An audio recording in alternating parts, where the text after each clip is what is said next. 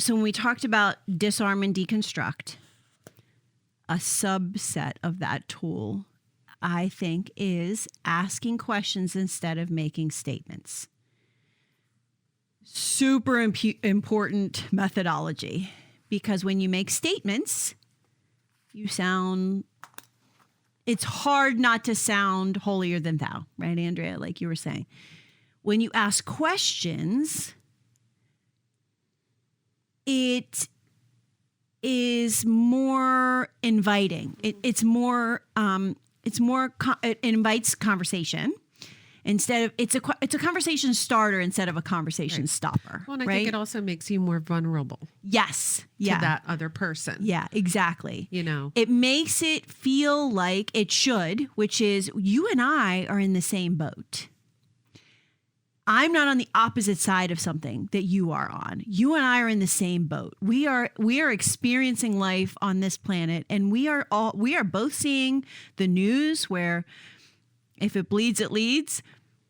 We're waking up every morning and going to bed every night, wanting to be certain people and not accomplishing it.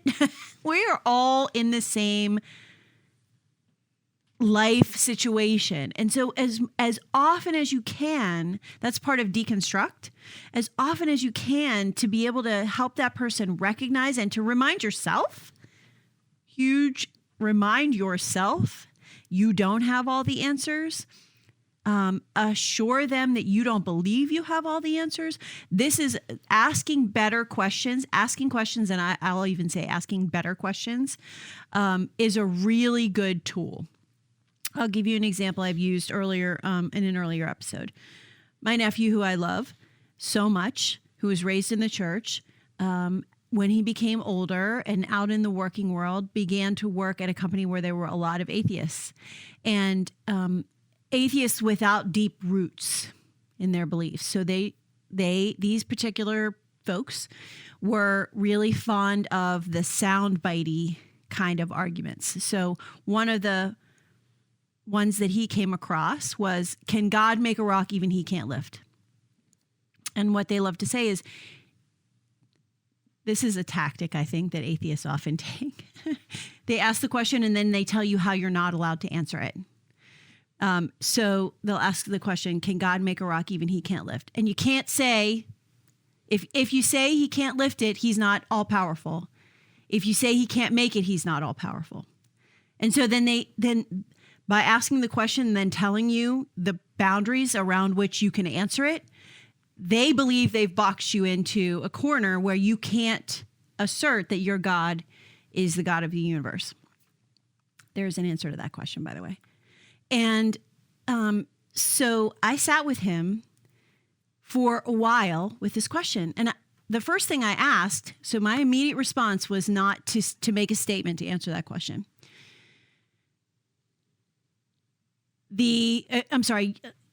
Typically they say, if you say yes, then he's not this. If you say no, then he's not this, right? Okay. So they say you can't answer that question effectively. And I sat with him on this question and we sort of unpacked it. But the first thing I did was I asked a better question. And so when he said, can God create a rock that even he can't lift? I said, there is an answer to that question. I have two questions for you first. First, why are you asking me that question? What are we trying to accomplish today? Are you truly seeking an answer about the nature of the God that I worship? Or are you just wondering if you can get a good soundbitey answer from me? I think that's a valid question because I would even say either of those answers is fine. I'll give you whatever you're looking for in this conversation because I love you and I want to stay in relationship with you, and I'll give you the best I can for what you're looking to get out of it.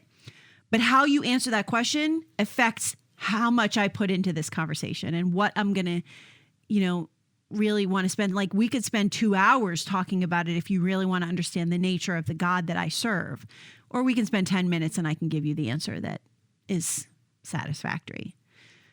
I think that's a fair thing to ask. And I think when you are confronted with questions, it's a good place to start because it helps to understand what is the field that I'm stepping onto and what's the game that's being played? And that's reasonable.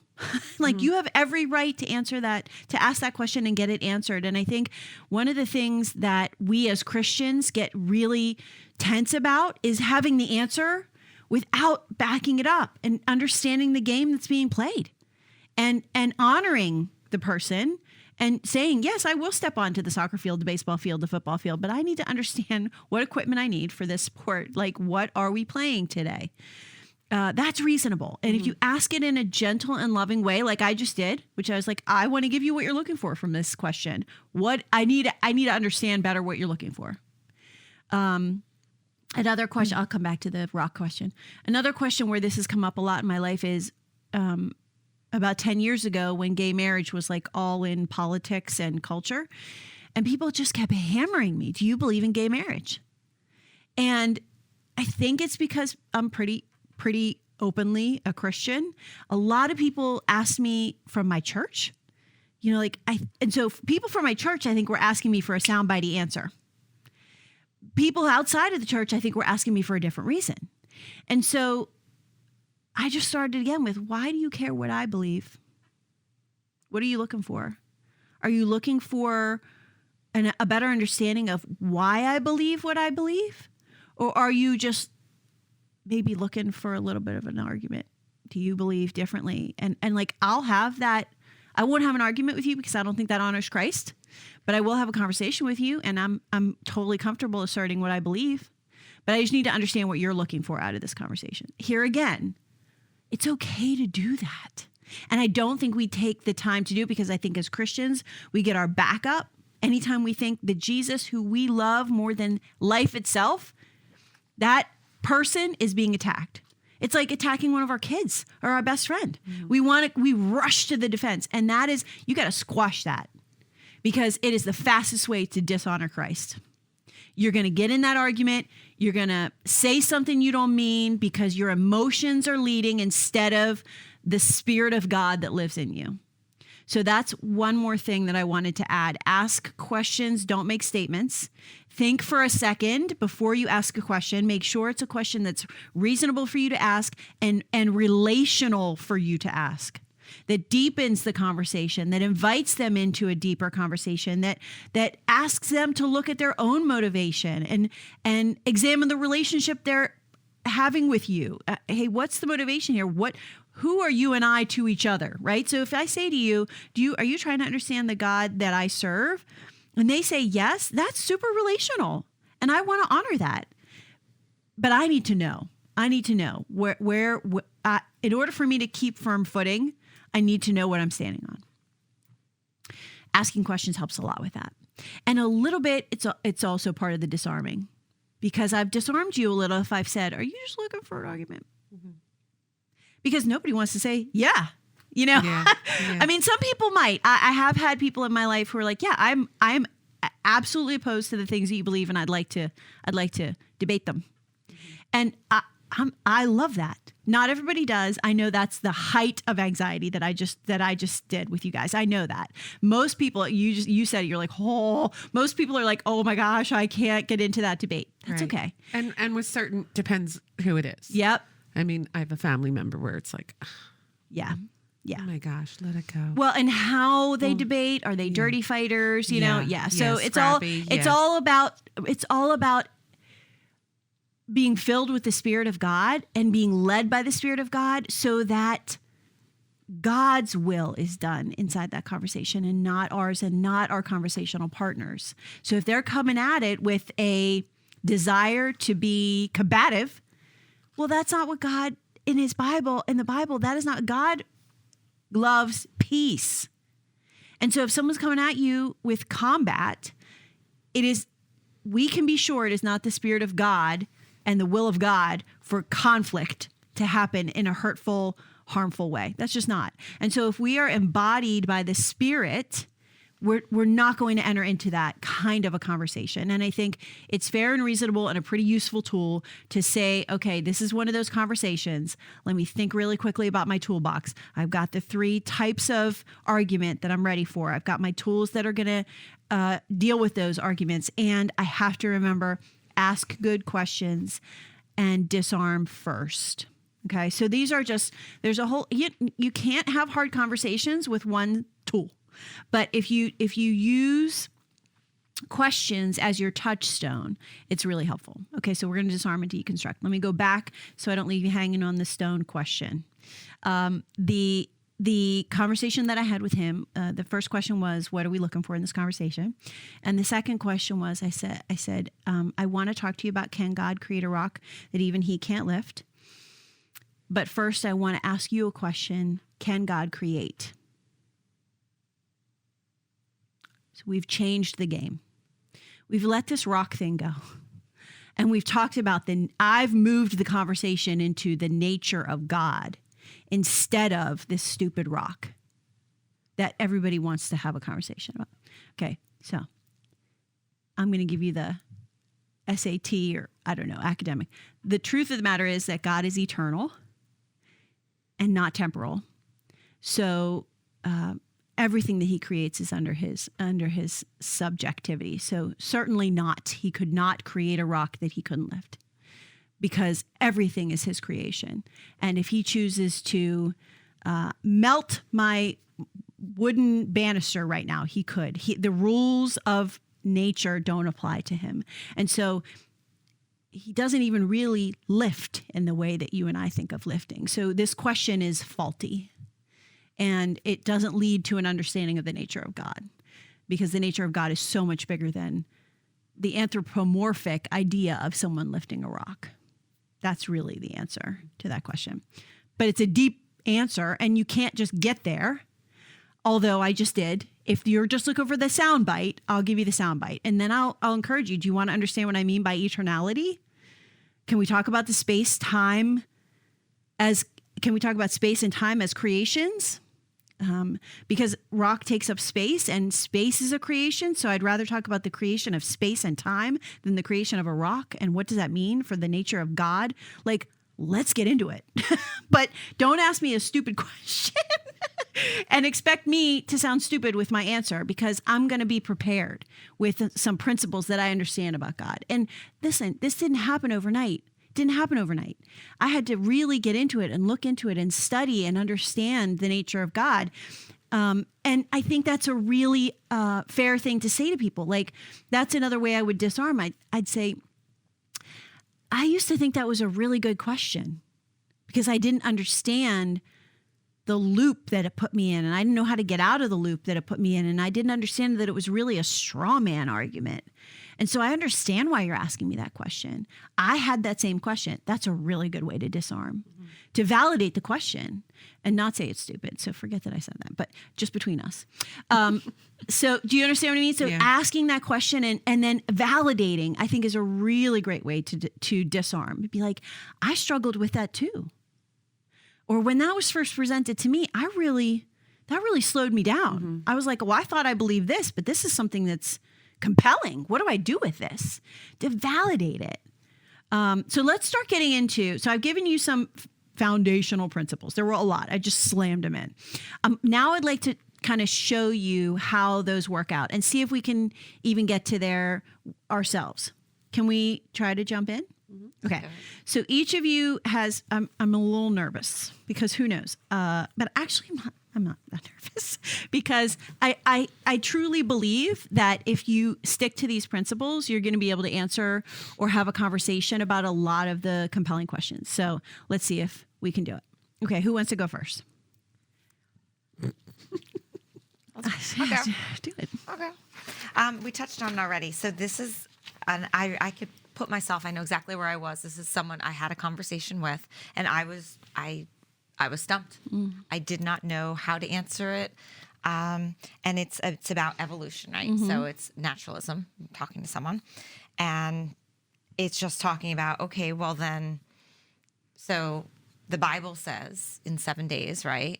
And there's Adam and Eve, but then where's the dinosaurs and where's the cavemen and where's all the science that comes into it? Mm-hmm. So then I have already, sat in services where then you hear one argument, and I still to this day don't know if it's true. Time, right? So a day in the Bible isn't necessarily 24 hours like a day is for time here. So say I went that road and I went into that argument and tried to explain time to someone, which I was thinking about this, like you're using all these big terms before. Like, I don't know if anyone else in this room thought that, but like Holly's like saying all these terms. I'm like, well, that's great for you. Yeah. But a normal person might not be Thanks, Andrea. might not be able to jump Now in that's quite what I as want to do eloquently. is keep it. I gave you guys all the big terms because I want you to have them. But let's keep it real when we talk about it now that we're in like the official workshop area. So give me a pointed question. So then, but hold on. So All right. then if I tried to go with the Bible, kind of just because the Bible talks 7 days here, it's not 7 days here. I don't want to go to the Bible, right? We don't correct. we don't want to go to that route. You could. I would pepper it in, but I'll show you how I would do that. Go ahead.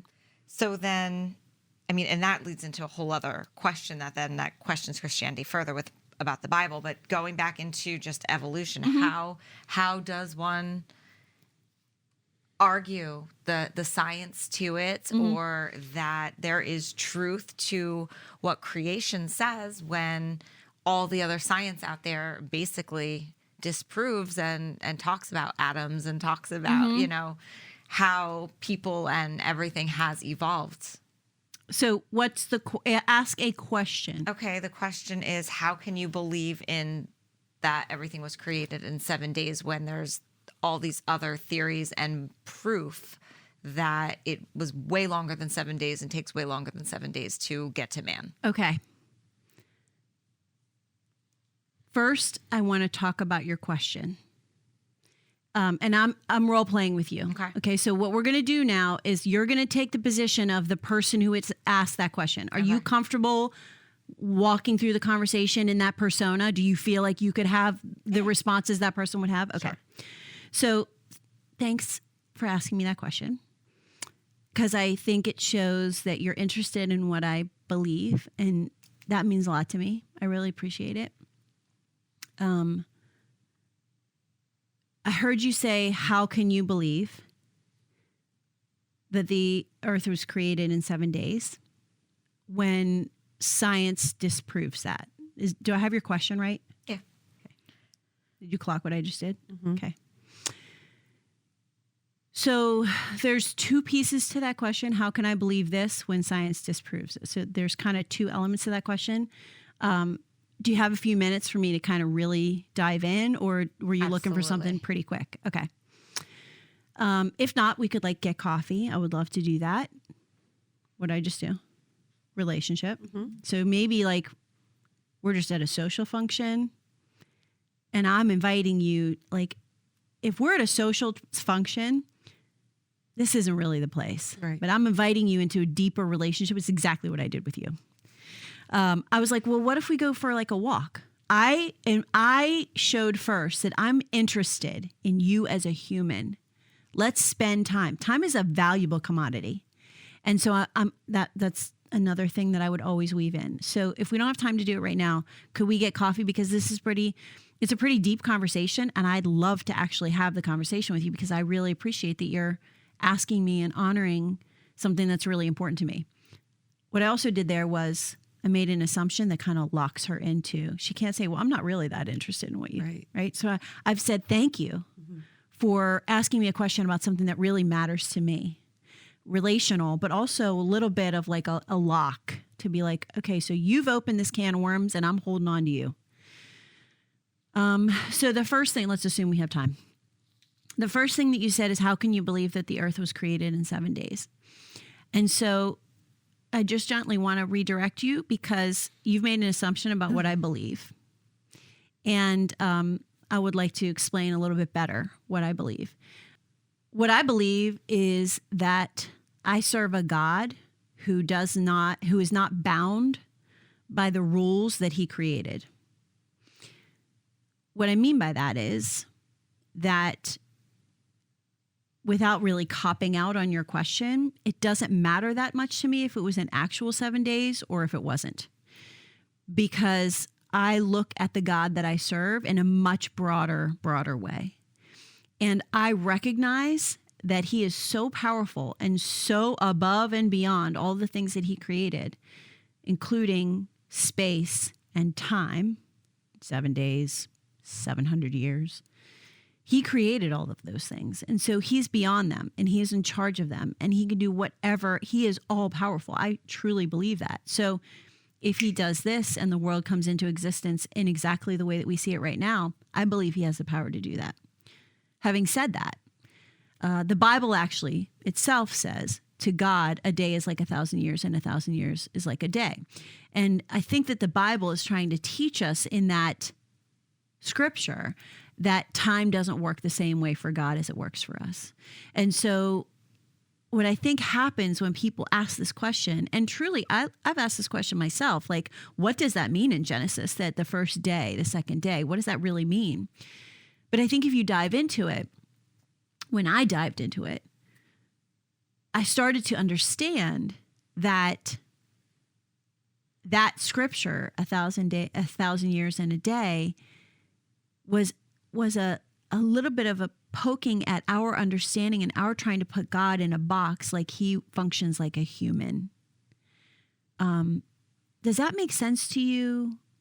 What I'm saying about the nature of God, and am I answering your question at all, or do you understand what I'm kind of asserting when it comes to that 7-day idea? So you're saying that the Bible isn't accurate? No, I'm saying that the Bible is not always literal. So then you're saying that the Bible is your truth and everything that you believe, but it's not always literal. So what one person might translate it as or believe it to say is going to be completely different than maybe how you're taking it. So then how do you even know what to believe? Well, okay. So now we've moved into relativism, okay, which is fine. She shifted. I got to shift too. This is how the whole thing played out. I understand. So, when you and I talk about literal and truth, I want to make sure that we're using the same definition. So tell me what you believe is literal and true. Like, what are some things that you believe are literal and true? Let me just stop. I've taken myself out of the hot seat. I've put the question back to her. Because I want to make sure, again, because she shifted gears, I need to reestablish my footing inside the conversation. Okay. So because she started in naturalism and moved to relativism, if I'm going to travel with her, I have a couple ways that I can go. I can ask her what she means by truth and literal, so we can really dive into whether she's also a relativist in addition to being a naturalist. Or another way that I could go is to say, would you like me to answer that question first, or would you like me to answer the question, the second part of the first question you asked, which was about science? So there's a couple ways I could go. I have to keep my own head in the conversation. I recognize that that's a big thing. And I really want to tell you guys that I think that doing this work, what we're doing right now, and reading, like, this is how I did it. I read a ton of books on apologetics. I took classes. I listened to people. I asked questions of people who were smarter than me and knew more than me. And that's how I developed my toolbox. It's not going to happen overnight, but I'm giving you some touchstones, and I'm telling you, just keep your head. And if you don't know an answer, ask a better question. Okay. So let's get back into it. You decide which direction we go. Let's go science. Okay. So I feel a little uncomfortable because I feel like we've left what I believe as far as time and the literal nature of the Bible. But so I'd love to come back to that, because I want you to know that I believe there's absolute truth in the Bible. I'm sure of it. And that's so important. Like, I don't want to abandon it forever. So I love that you asked that question. It's another great question. I love that you're asking. This is exactly what I said to you too. I loved the questions that you asked. And I think I said that to her a lot. And I hope that made her feel really safe and comfortable asking more hard questions. Because not only did I say that I want to answer them or try to talk them through, but I told her I love it. I love it.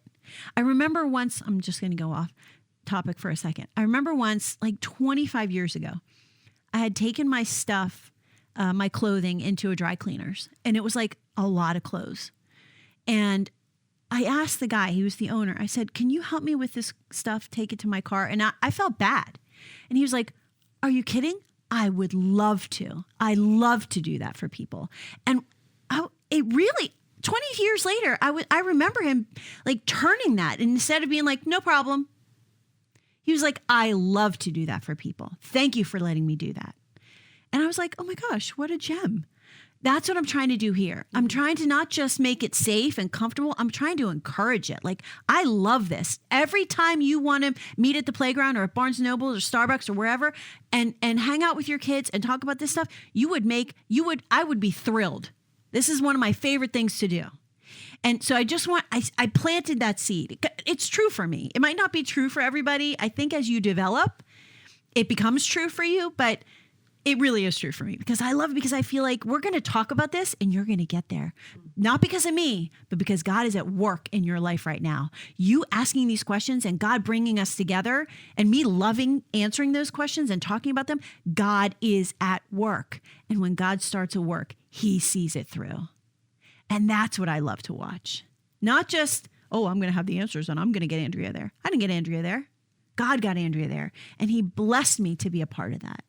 And so if you're not energized by that, let's take it back to let's talk about how are you feeling about Jesus and your faith, because that is exciting.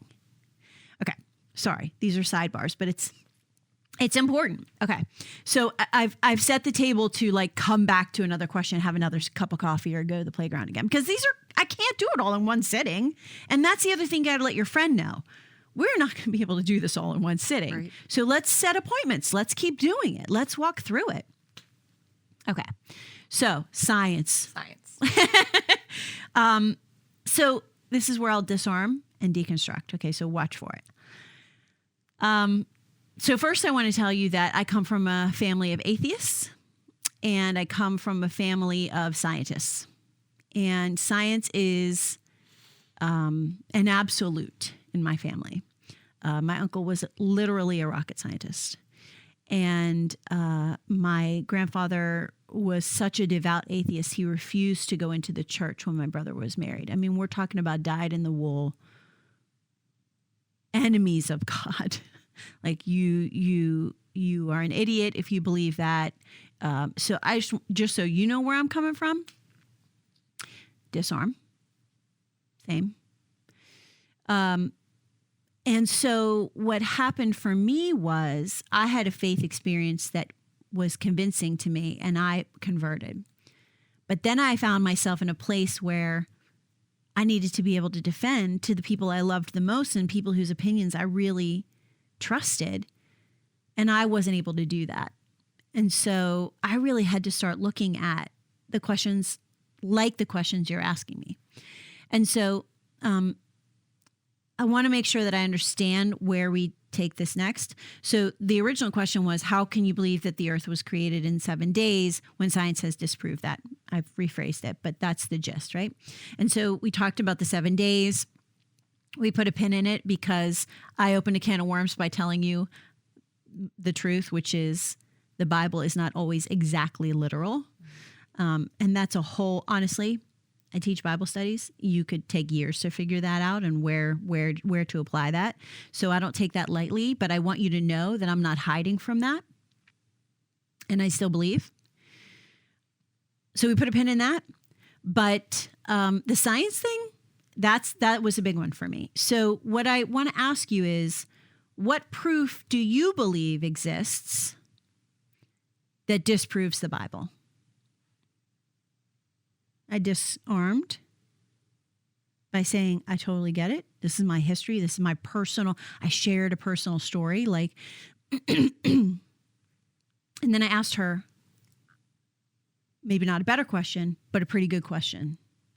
So that instead of the big capital S of science that I now have to grapple with, I'm asking her to zero in and give me a proof that we can deconstruct together. Give me the proof that, and also by doing that, I've asked her to unveil the truth that is most compelling to her, that disproves. Mm-hmm. Unfortunately, that's 30. What's our hard stop? Because you can see this is one question. It's going to take a while. So what's your hard stop today? Time-wise. I'll be open with what the girls need. How long can you stay? Probably till 2. Ooh, that's good. How about you? Probably to like 12:30. Okay. So This is definitely going to be more than one session. yeah, it definitely is. But this is the work. Right. And I think stopping and slowing down and explaining what I'm doing and then doing it and using the touchstones of disarm, deconstruct, and recognizing when she pivoted out of naturalism into relativism and then reaching for a different tool. Right. Like, I think, is that useful? Yeah. Okay. So Yeah. we're learning, and that's important. So that's the point of a workshop. And it doesn't always go quickly, but I think we can do really good work here, guys. So thank you for hanging in there.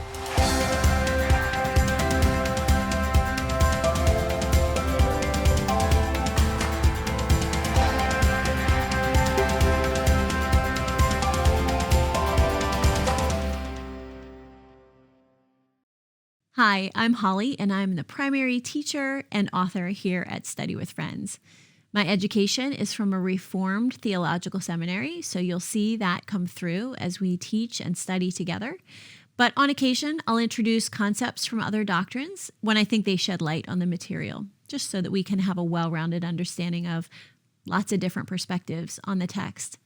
We strongly believe that you should know and understand who's teaching you the Bible.